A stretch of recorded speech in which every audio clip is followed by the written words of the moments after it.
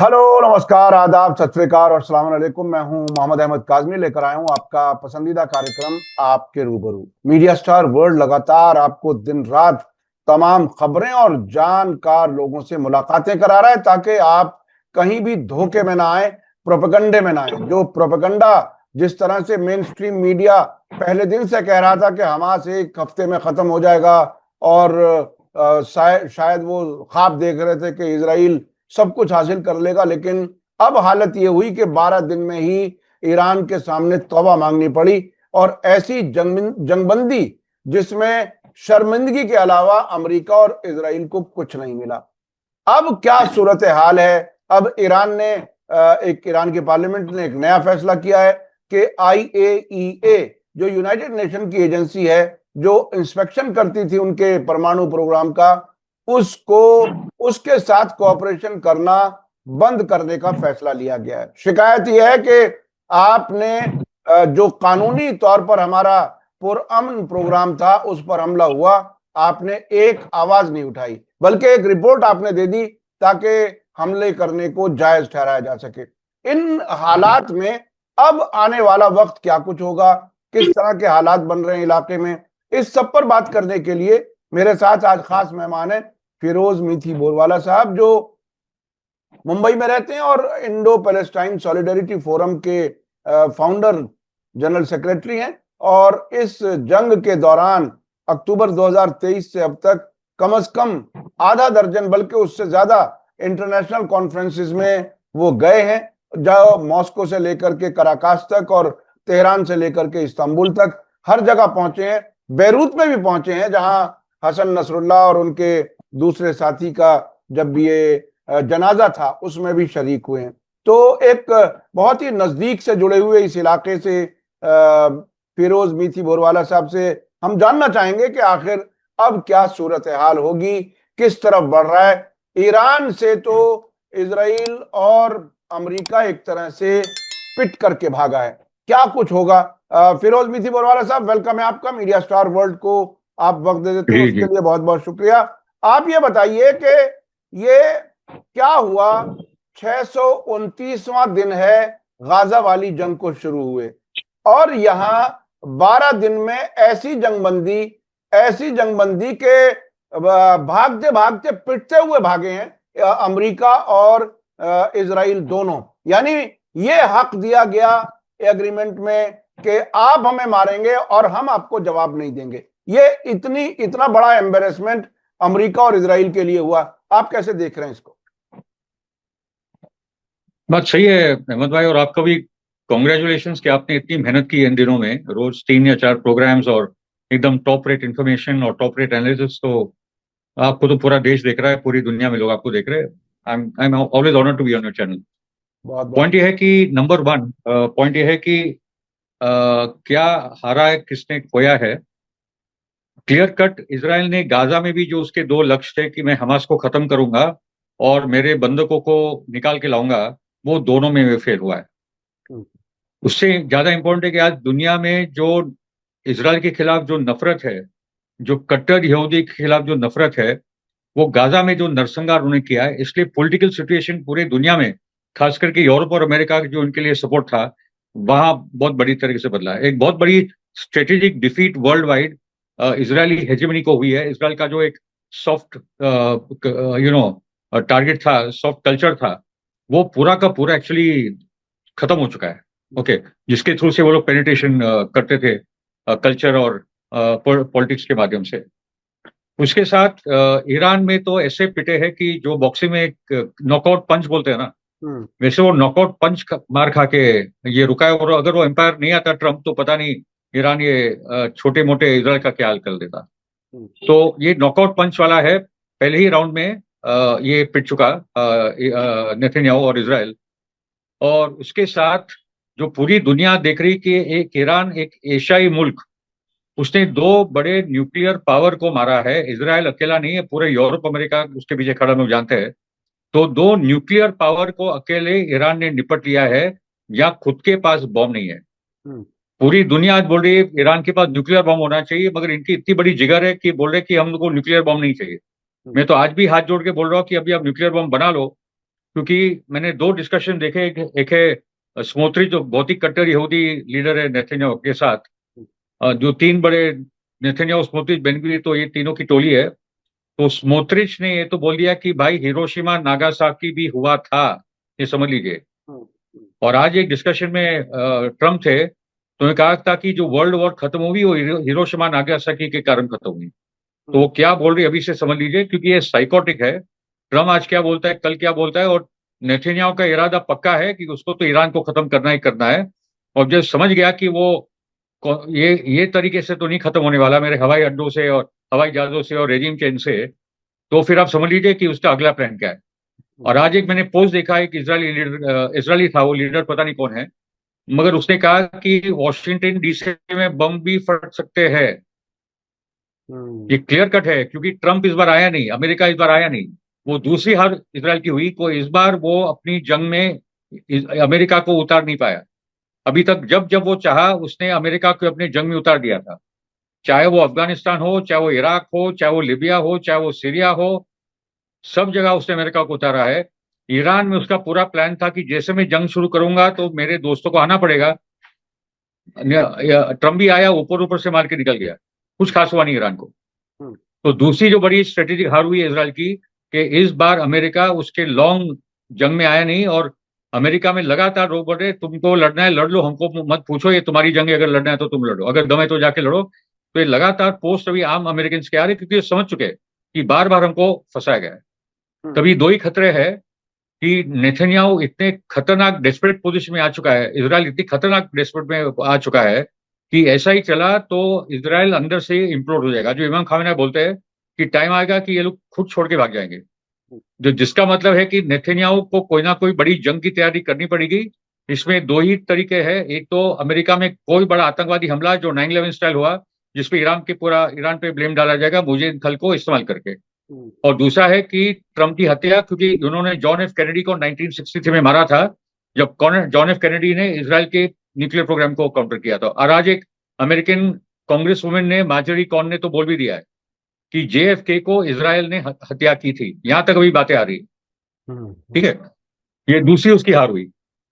तीसरी जो हार हुई कि जो आ, आ, जो अटैक्स हुए फोर्डो, इस्फहान और नटान्स पे, वो तो ट्रंप ने सेटलमेंट किया था ईरान से कि भाई मुझे आना पड़ेगा मारने के लिए, मुझे मारने देना, और यहां वहां मार के निकल जाऊंगा। बुशेहर पे तो जो रशियन साइंटिस्ट थे वहां तो कुछ हुआ भी नहीं। पुतिन ने बोला था मेरे साइंटिस्ट रहेंगे, और वो रहा ईरान के साथ, क्योंकि I think Russia 8 nuclear plant बना रही है इनके साथ, ईरान के साथ।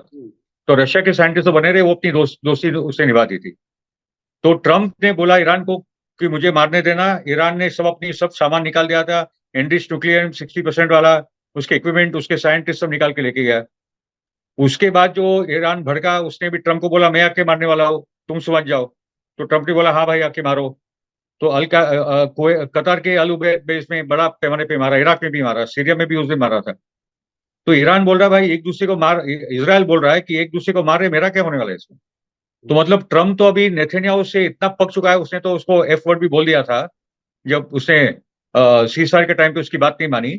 तो मतलब है कि अमेरिका अभी नेतन्याहू से परेशान है, वो निजात उससे कैसे पाए, इसका कैसे पल्ला झाड़े उसे, वो देख रहा है। अच्छा, उसमें ईरान बहुत बड़ा काम करेगा। आपने ये बड़ी बात कही है कि ट्रंप ने ईरान से कहा कि मैं कुछ मार के जाऊंगा और मुझे मारने दो, और ईरान ने उसको एक तरह से अलाउ कर दिया, शायद, जो ये आप कहना चाह रहे हैं। क्या क्या देखिए, ये एक थियरी है जो कुछ लोग कह रहे हैं कि शायद अमेरिका और ईरान के बीच में नूरा कुश्ती है या फिक्स मैच है। क्या आप भी ऐसा सोचते हैं? नहीं, मेरा मानना है कि अगर फिक्स मैच है तो बहुत ही अच्छा है। फिक्स मैच है तो बहुत ही अच्छा है, क्योंकि इसराइल का एजेंडा था कि अमेरिका को एक बड़े वॉर में, परमानेंट वॉर में उतारो जब तक ईरान खत्म नहीं होता। तो यानी मतलब है कि यानी कुछ यानी अगर आप कोऑर्डिनेट। यानी आप ये कह रहे हैं कि इसराइल को खत्म करने के लिए ईरान और अमेरिका मिले हो सकते हैं, ये शक जाहिर कर रहे हैं। हाँ हाँ हाँ, मतलब एटलीस्ट ये वॉर में तो दिख रहा है। आपको याद होगा जनरल हुसैन सोलेमानी को भी जो मारा था असैसिनेशन, तब भी ईरान ने बोलकर मारा था, और ट्रंप ने बोला उनको मारने दो, क्योंकि ट्रंप जानता था कि ये लोग बहुत भड़क गए। तो पॉइंट इज के मैं कंफर्म नहीं कर सकता हूं, मगर जिस किस्म के हमले हुए हैं फोर्डो पे, देखिए आपको अगर नहीं, नीचे तक जाना है आप फोर्डो में। हुसैन हुसैन सलामी के बारे में कह रहे हैं? हुसैन सलामी को अब नहीं नहीं, अमेरिका। जनरल हाँ सुलेमानी, नहीं नहीं, हाँ जनरल सुलेमानी को जब मारा था, हाँ जब हत्या उनकी बगदाद में हुई थी, तो हाँ। अगले दिन जब इराक ने उसका जवाब दिया था, तो ट्रम्प ने बोला उनको मारने दो। हम्म। तो ट्रम्प ईरान ने जाके उनके बेसिस में इराक में हमला किया था। हाँ, ट्रंप ने मेरा हमले। बोलना है कि खाली हम लोग, हाँ, हम लोग अब खाली इतना देखें कि ये जो हमले अमेरिका फोर्डो ने पे हुए। अमेरिका ने ऐन अल असद पर और अरबिल में, दोनों जगहों पर मारा था, अमेरिकी बेसिस पर। यस जब जनरल कासिम सुलेमानी और अबू मेहदी अल मुहंदिस, यस यस इन यस दोनों को यस कत्ल यस किया यस। था, तो उसके जवाब में उन्होंने किया था। जी जी। जी जी, जवाब में दिया था, मगर हाँ। ट्रम्प पीछे हट गया था। हम्म ट्रम्प ने इन्हें बोला कि तुम मारोगे तो मैं आता हूँ वगैरह वगैरह। ट्रम्प बोला पीछे हट जाओ, उनको मारने दो, ठीक है। हम्म अभी की पॉइंट ये है कि मेरा बोलना है कि जो ये तीनों न्यूक्लियर प्लांट्स में हमले हुए, उसका कोई खास परिणाम हुआ नहीं है। हम्म ऊपर ऊपर ऊपर से मार के निकल गए। हम्म पहले ही साइंटिस्ट और एनरिच यूरेनियम सब निकाल दिया था, उनके इक्विपमेंट सब निकाल दिया था। ट्रक से निकाला होगा, जमीन से निकाला होगा, सब कुछ सैटेलाइट से दिखता है अमेरिका को, ठीक हम्म है। अगर आपको फोर्डो में बहुत नीचे तक जाना था, तो आपको एक रन में नहीं होना था, आपको मल्टीपल रन करने थे। एक बॉम्ब से 60 मीटर, अगले बॉम्ब से 70 मीटर, करते करते आप नीचे पहुंचे, एक से कुछ होने वाला नहीं। तो हम्म अमेरिका ने अपने जनता को बताने के लिए और इसराइल को उल्लू बनाने के लिए काम कर लिया, मगर उससे कुछ हुआ नहीं है। हम्म ओके। और उसके बाद जो हमको लगा था कि ईरान अमेरिका पे नहीं हमला करेगा, ईरान ने वो कर दिया जो आज तक दुनिया में कोई नहीं कर पाया। हम्म ऐसे हमले किए हैं। मतलब ट्रम्प जो डर गया कि एक तो ट्रम्प तभी डर गया था कि 4-5 दिन के अंदर, क्योंकि देखो, इसराइल ने जब हमला किया ईरान पे, तो वो ट्रम्प की अनुमति से किया है। मुझसे बोला भी था, मैंने बोला था 60 डेज हो गए, अभी 61 हो गया, 61 डेज हो गया, आपने मेरी बात नहीं मानी तो ये हो गया। तो जो अटैक हुआ तो वो तो ट्रम्प की अनुमति से हुआ था कि भाई कर बिल्कुल लो। बिल्कुल बिल्कुल। मगर 4-5 दिन के बाद जो ट्रम्प ने देखा, पूरी दुनिया ने देखा कि ईरान की ये ताकत है, तो ट्रम्प ने भी सोचा होगा भाई इसमें पड़ना नहीं है। ओके, अच्छा क्योंकि अच्छा, चार पांच दिन के अंदर। अब जो एक एक चीज मैं समझना चाह रहा हूं, एक चीज मैं समझना चाह रहा हूं। हाँ इजराइल और अमेरिका के लिए वो कौन सा बड़ा खतरा था कि 12 दिन के अंदर जंगबंदी हुई, और जंगबंदी भी इतनी एम्बेरेसिंग इजराइल और अमेरिका के लिए कि शायद कोई तारीख नहीं है कि ऐसी कोई जंगबंदी हुई हो जिसमें एक पार्टी को हमला करने की आखिर में गुंजाइश हो और दूसरी पार्टी को जवाब देने का हक ना हो। ये इस तरह की एम्बेरेसिंग जंगबंदी जो हुई है, वो कौन सा बड़ा खतरा था जिसकी वजह से इजराइल और अमेरिका को इतना एडजस्ट करना नो, पड़ा? आई थिंक जो ट्रम्प डर गया, एक तो उसने देख लिया कि इसराइल का क्या हाल हुआ। इसराइल अभी केपेबल नहीं है ये लड़ाई लड़ने को। हम्म तो जो इन्वेस्टमेंट किया है इसराइल में, वो लूजिंग प्रॉफिट, अभी प्रॉफिट नहीं है उसमें कुछ, निकल जाओ। ओके, ये बहुत इंपॉर्टेंट स्टेप है। तो दूसरी, उसके बाद जो अमेरिकन बेसिस पे हमला किया, ट्रम्प को पीछे हटना पड़ा। ये भी बहुत बड़ी ईरान की ताकत की बात है हम्म कि ट्रम्प जो बोलता है कि अमेरिका की तरफ देखोगे तो मैं ये भी करूंगा और इसको करूंगा और उसको करूंगा, हमारी बहुत बड़ी मिलिट्री माइट है, को ट्रम्प को भी अग्री करना पड़ा कि ईरान आके मारेगा मुझे। हम्म तीसरी बात है कि जो स्ट्रेट ऑफ हॉर्मुज को धमकी दी हम्म ईरान ने, वो तो क्लियर कट है कि ट्रम्प का जो मेगा एजेंडा था, मेक अमेरिका ग्रेट अगेन, वो तो बर्बाद हो जाता। बैरल बैरल अभी $100 है, तो वो $300 हो जाता, $500 हो जाता, पूरी इकोनॉमी कोलैप्स हो जाती। हम्म अमेरिका, यूरोप, सबकी, हम तो भारत और हम जैसे देश तो झेल लेते, ये अमेरिका यूरोप नहीं झेल पाते, खास करके अमेरिका तो नहीं झेल पाता। तो स्ट्रेट ऑफ हॉर्मुज वाली जो धमकी आई, तो ट्रम्प बोला भाई अभी कर लो सीज फायर और ये खत्म करो मामला। हम्म ओके, और इसराइल ने एक्चुअली सीज फायर के लिए अप्रोच किया ट्रम्प को कि भाई ये रुकवा दो। हम्म उसके बाद ट्रम्प ने आई थिंक रशिया का भी साथ दिया है, चाइना का भी साथ दिया है। कतर में अपने नीचे पड़ा, अरब देश को भी नर्वस हो गए थे कि भाई मामला बड़ा, तो ये बड़ा भाई तो ईरान तो फिर किसी को नहीं छोड़ेगा। ओके। वैसे आज की बुरी खबर है, मुझे आपसे पूछना है कि सऊदी ने यमन में क्यों अटैक किया, अभी तक मेरे को नहीं समझ आ रहा है क्या हो रहा है उधर। सऊदी एक खबर आई है। सऊदी यमन में अक्सर अटैक करता है, जिसकी रिपोर्टिंग भी नहीं होती। वो करता है। वो कोई बड़ा, कोई नया शायद हमला नहीं होगा जो मैंने अभी तक नहीं देखा, लेकिन वो अक्सर 2-4 हफ्ते में एक आध हमला कर देता है, खासतौर पर सादा वाला जो इलाका है, नॉर्थ वाला, उसके आसपास के इलाके में। अभी अच्छा, मैं अब ये समझना चाह रहा हूं कि इस जंगबंदी के फौरन बाद ईरान की पार्लियामेंट, पार्लियामेंट का मतलब यह है कि अवाम के नुमाइंदे हैं वहां पर, यानी यस, पूरी ऑफ कोर्स, ऑफ पूरी कोर्स। पूरे मुल्क के नुमाइंदों ने ये फैसला किया कि यूनाइटेड नेशन की एजेंसी IAEA के साथ तमाम कोऑपरेशन बंद कर दिया जाए। इसके क्या मानी समझ रहे हैं आप? बहुत ही अच्छा किया, क्योंकि IAEA ने अमेरिका और इजराइल के लिए स्पाइंग का काम किया है। पूरी इंफॉर्मेशन लोग देते थे। जो ईरानियन साइंटिस्ट के जो नाम मोसाद के पास गए, वो IA के थ्रू से गए। IA का जो चीफ है राफेल ग्रोसी, मैंने पढ़ा है कि वो अर्जेंटीना का यहूदी है। वो चेक करना पड़ेगा हमको कि किस प्रकार से ये सभी यंत्रणा में मोसाद और अमेरिका अपने लोगों को बिठा देती है और उनसे फिर गलत रिपोर्ट निकालती है। जंग के पहले IA का रिपोर्ट था कि ईरान बना सकता है न्यूक्लियर बॉम्ब। बाद में राफेल ग्रोसी बोले नहीं, वो गलत रिपोर्ट थी, नहीं बना सकता। और सबसे इंपॉर्टेंट रिपोर्ट तो नेशनल इंटेलिजेंस एजेंसी की थी, तुलसी गबार्ड की, जो मार्च में निकली थी कि Iran is very far from nuclear bomb. 3 साल तक का तो कोई प्रोग्राम नहीं है। इमाम खामेनाई जो उनके सुप्रीम लीडर है, वो भी बोलते हैं कि हमको बनाना ही नहीं है, तो कोई बम का खतरा किसी को नहीं है। बाद में ट्रम्प बोला जिस कि वो, जिस रिपोर्ट को ट्रंप ने कह दिया कि नहीं ये सब बेवकूफ है, इन्हें कुछ पता नहीं है। हाँ हाँ, उसी की अपॉइंटी है तुलसी गैबार्ड। उसी को लाया था क्योंकि तुलसी गैबार्ड सीरिया से लेकर यूक्रेन, रशिया वॉर और ईरान के वॉर सबके खिलाफ थी कि ये सब गलत हो रहा है। तुलसी गैबार्ड बहुत ही जिम्मेदार लीडर है एक्चुअली। वो एक ही अपॉइंटी है ट्रम्प की, वरना किसी को कोई ठिकाने नहीं। ओके, तो तुलसी गैबार्ड के रिपोर्ट में भी ट्रम्प को टाइम पे टाइम ठुकरा दिया। मगर ये सबसे क्या हुआ है कि अमेरिका की और ये जितनी IA और वगैरह का है ना, सबका पूरा डाउन रेटिंग हो चुका है। किसी को ये चीजों पे भरोसा नहीं है। ओके, तो इसलिए जब IA से निकलता है तो दुनिया का कोई देश नहीं बोलेगा कि ईरान ने गलत काम किया है। ईरान ने सब कुछ दे दिया था, वीडियो कैमरा, CCTV, आना जाना, इतना सारा सर्वेलेंस ये लोगों ने किया है, वालों ने पूरा चेकिंग किया है। उसके बावजूद ईरान ने सब कुछ होने दिया। और अभी जब पता चला कि IA ने नाम हमारे साइंटिस्ट की देती है मोसाद को, तो उनको तो कोई खड़ा भी कौन करेगा। IA पे तो पूरी पाबंदी लगानी है, हमारे देश में आना ही नहीं। अभी ओके, अभी तो अभी ये तो बहुत अच्छी अभी तरह है। अभी अभी इस 12 दिन की जंग से पहले ईरान से ऐसी खबरें आई थी कि Iran non proliferation treaty NPT से भी बाहर जाने का प्लान बना रहा है, उसको भी रिवर्स करना चाह रहा है। क्योंकि बाकी मुल्क NPT का कोई दस्तखत नहीं करता, मिसाल के तौर पर इजराइल नहीं करता, भारत नहीं करता, पाकिस्तान नहीं करता, और शायद नॉर्थ कोरिया। नॉर्थ कोरिया ने भी उस पर साइन नहीं किया। तो फिर शायद अब ईरान ये सोचने लगा हो कि सारे कानून हम ही अपने आप अपने ऊपर लगा लें, क्या जरूरत है। तो अब क्या लगता है कि जंग, ये जो बम बनाने का फैसला है, पार्लियामेंट के इस फैसले के बाद में आपको कितना दूर लग रहा है, क्या लगता है? क्योंकि न्यूक्लियर डॉक्ट्रिन चेंज करने के इशारे इस जंग के दौरान कई बार आए, आप कैसे देख रहे हैं? नहीं, ये तो जंग के पहले ही हम जैसे लोग बोल रहे थे काजमी साहब कि ये अभी बदल दो। मुझे क्या लग रहा है कि अभी ये लोग विटकॉफ के साथ बातचीत में तो बैठ जाएंगे, और अभी वो लोग अमेरिका को बनाएंगे। भाई बातचीत करते रहो, एक दिन बोलेंगे कि हमको NPT से निकल जाना है, और अभी हम लोग न्यूक्लियर टेस्ट कर लिए है, वो भी रिपोर्ट आ जाएगी कि इतने रिक्टर स्केल की ओर गिनती आ गई, और अभी हम लोग अभी न्यूक्लियर बम बनाने जा रहे हैं। क्योंकि जब आप ही हिरोशिमा और नागासाकी का थ्रेटन हम पे कर रहे हो, तुम्हारे पास चारा है क्या था?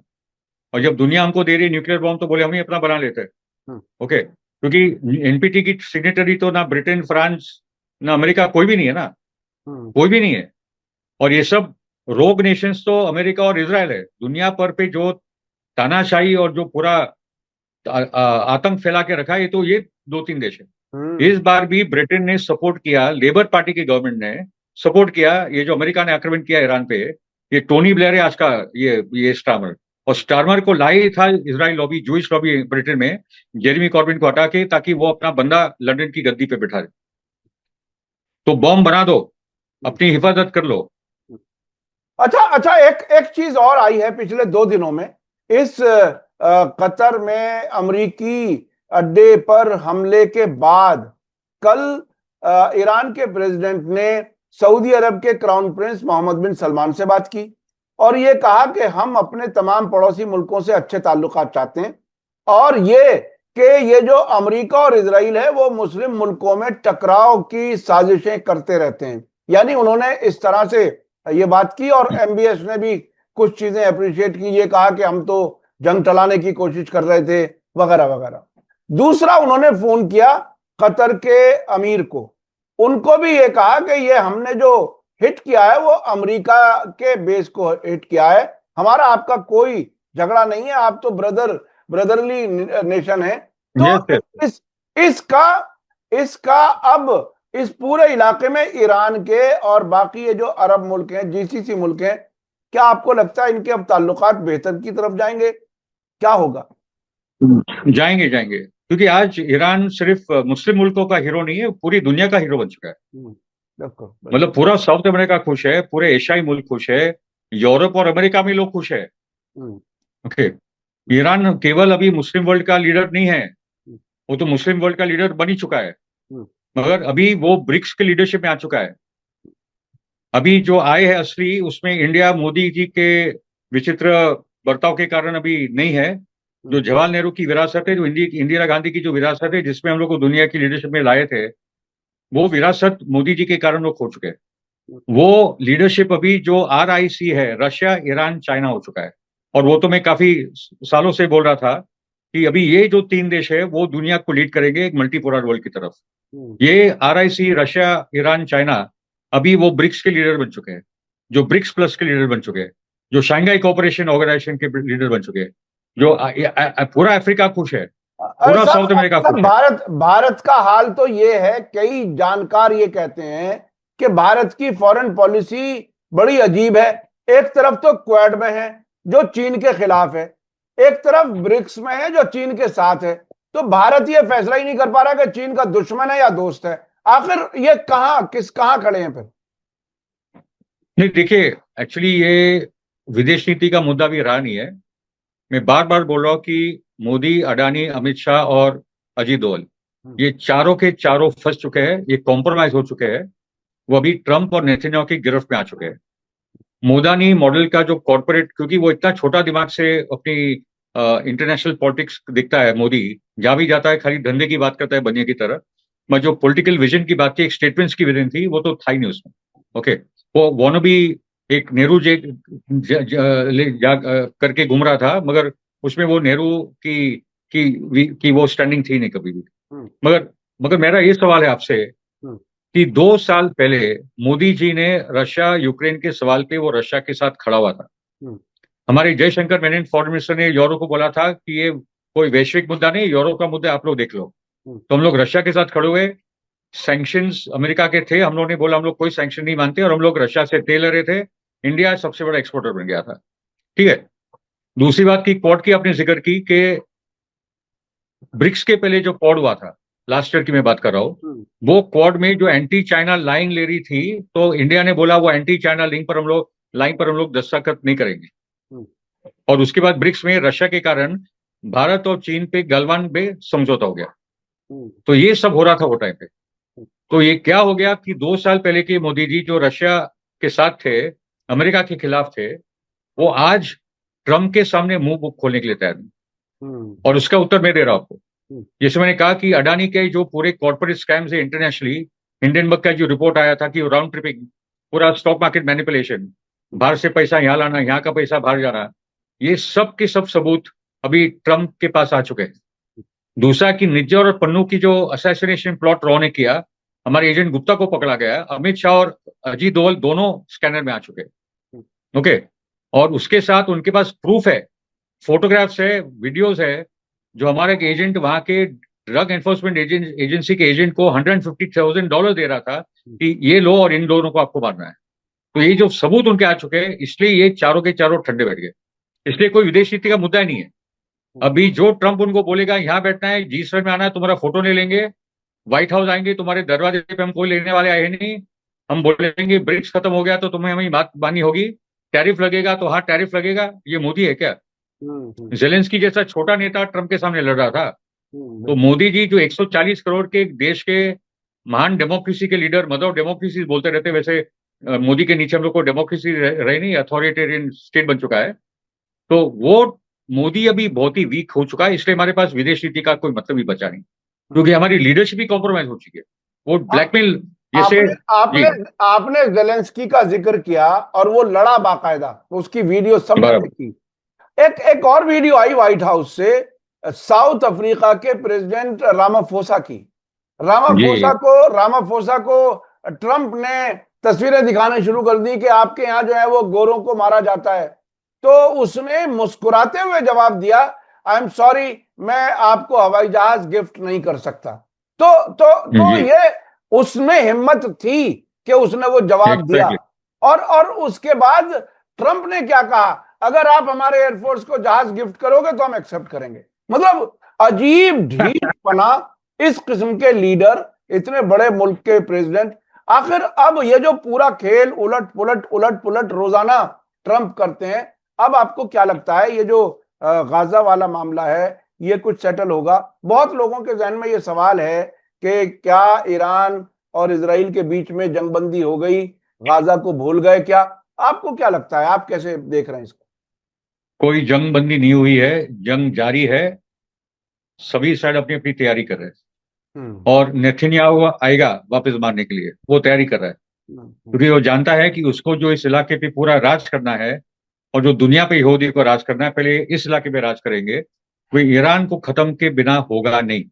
हम्म। तो जंग जारी है, जंग रुकी है, जंग वापस कुछ समय के बाद आने वाली है।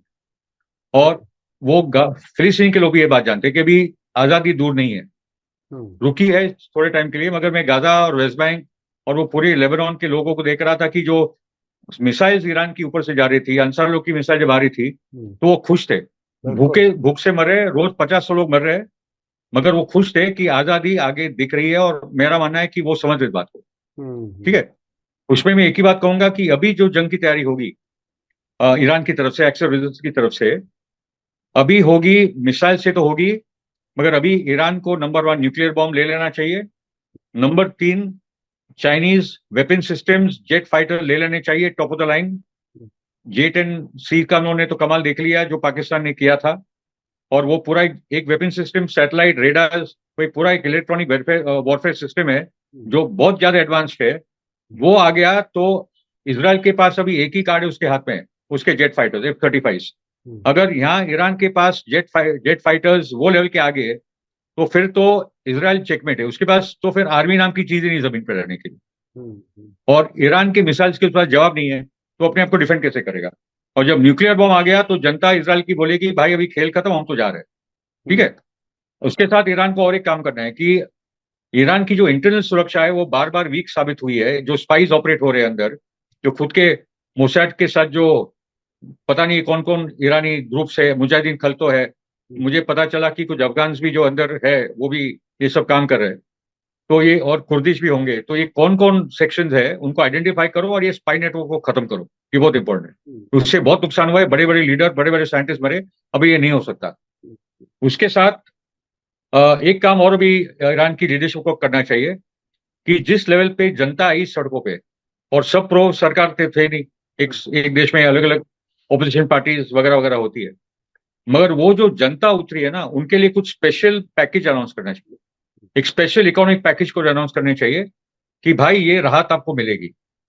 और जो अपने देश के साथ खड़े हुए, हमारी आर्मी के साथ खड़े हुए, जो सरकार के साथ खड़े हुए, क्योंकि इमाम खामेनेई बहुत ही पॉपुलर लीडर करके ईरान में और दुनिया में खड़े हुए है, पूरी दुनिया में। इमाम खामेनेई एक 86 साल का आदमी जो खुद ईरान जंग में लड़ा था, और जिसका लेफ्ट हैंड जा चुका है, लोगों को पता नहीं है। और जब इस्माइल हानिये और सैयद हसन नसरल्लाह को भी जो मारा गया था, मगर वो जुम्मे की नमाज के लिए बाहर आया था सड़कों पे, और 10,000 अवाम उनकी जुड़ी थी, और वो डरा नहीं था इसराइल के बॉम्ब से। वो कोई बंकर में नहीं जाता नेतन्याहू की तरह। लाखों लोग ठीक थे, है। लाखों लोग थे। लाखों लोग थे, वो लाखों लोग थे, लाखों जी। लोग थे। तो आप देखिए फर्क। ईरान की जनता सड़क पे, 800 ईरानी मारे गए, मगर वो डरे नहीं, क्योंकि उनको पता है कि इसराइल के लगातार सिविलियन इलाकों में सिविलियंस पे हमला करते वो लोग। गाजा के लोग गाजा के जमीन पे, और गाजा के लोग गाजा के जमीन को चूमते हुए मर रहे हैं। और इसराइल के लोग जैसे 5-6 दिन हुए तो बोट में भागना शुरू किया, जिसको मिला तरीका। अगर बेन गुरियन एयरपोर्ट बंद नहीं होता तो अभी तक आधी से आजाद भाग जाती। और जिस दिन न्यूक्लियर बॉम्ब अनाउंस हुआ तो कोई बचेगा नहीं, तैर के निकल जाएंगे ग्रीस और साइप्रस की तरफ। ठीक है। तो किसको ये मिट्टी से लगाव है, कौन ये भूमिपुत्र है, कौन वहां का मूल निवासी है, वो दुनिया को दिख रहा है। ये चोजन पीपल। अच्छा, अब तक एक्सिस ऑफ रेजिस्टेंस, जिसमें ईरान, हिजबुल्लाह, अंसारुल्लाह, यमन के और सभी ने, हिजबुल्लाह। हिजबुल्लाह, इन्होंने सबने ये ख्याल रखा है इजराइल पर हमले में कि आम शहरियों को, बेगुनाहों को ना मारा जाए। लेकिन सही बात। एक इशारा तो बार बार हुआ है कि लोगों को डराया गया है कि हम बिल्कुल आपके सर पे जब चाहें मार सकते हैं। तो ये जो खौफ का माहौल इजराइल में है, और जो रास्ते अब बंद थे अभी तक, और अगर ये अब रास्ते खुलेंगे, जाहिर है अब नॉर्मल जिंदगी, जब हम आपसे बात कर रहे हैं तो कल स्कूल खुल चुके, ऑफिसें खुल गई, तो क्या इजरायलियों को आमतौर पर पहला मौका मिलते ही वहां से निकलने की कोशिश करेंगे? अब क्या लगता है आपको? कर ही रहे। मतलब आप देखिए, बंकर्स में तो ये हाल है कि सब लोग ने अपने अपने बंकर को कैद करके रखा है कि भाई हम लोग ये रहेंगे और किसी को नहीं आने देंगे। यहाँ तक श्रीलंकन, फिलिपिनो और इंडियन वर्कर है, उनको तो इजाजत ही नहीं है। ये इतना रेसिस्ट ये लोग है। दूसरी बात है कि जिस प्रकार से ईरान के लोग एक दूसरे को मदद करे, वो इजरायली लोग नहीं करे, बहुत ही सेल्फिश है। और जब इसराइल गाजा पे बॉम्बिंग कर रहा था, ये लोग खुशी से नाच रहे थे, गाजा लोग के सामने बारबेक्यू कर रहे थे, पानी की बोतलें जमीन पे डाल रहे थे। तो उन्होंने खौफ फैला दिया था। तो आज उनको समझ में आ गया कि खौफ क्या है। आप जो करोगे, फिर आप जो बोओगे वो आप पाओगे। बिल्कुल ये आज हो चुका है। बिल्कुल ठीक है। तो आपने खौफ को लगा दिया, तो आपको 6 दिन के अंदर, ये 20 महीने में ये लोग डट कर जी रहे हैं। और आपको एक बात बता दूं काजमी साहब, मैं तो लगातार बोल रहा था कि 4 लाख से लोग ज्यादा मर चुके हैं। अभी एक फिगर आ चुका है कि 3,77,000 कुछ लोग ही गायब हो गए गाजा से। ओके। और अभी गिडियन पोलिया, जो दुनिया का लीडिंग एनालिस्ट और रिसर्चर है जेनोसाइड पे, उन्होंने कहा है कि 6,80,000 लोग गाजा में मर चुके हैं। मैं अभी वेबिनार पे था, मैं और चंद्र मुजफ्फर और गिडियन पोलिया एक पैनल डिस्कशन में थे। तो गिडियन पोलिया ने बोला कि एक तो डायरेक्ट डेथ, देखो लैंसेट का तो मेडिकल जर्नल का तो रिपोर्ट 8 महीने पहले आ गया था 1,86,000 का। मैं तो तभी से बोल रहा था कि 1,86,000 होते होते 4 लाख हो गए। इन्होंने कहा कि 6,80,000 गाजा के लोग मर चुके हैं। डायरेक्ट बॉम्बिंग, रबल के नीचे जो दबकर मर चुके, इसी की कोई संख्या को पता नहीं है।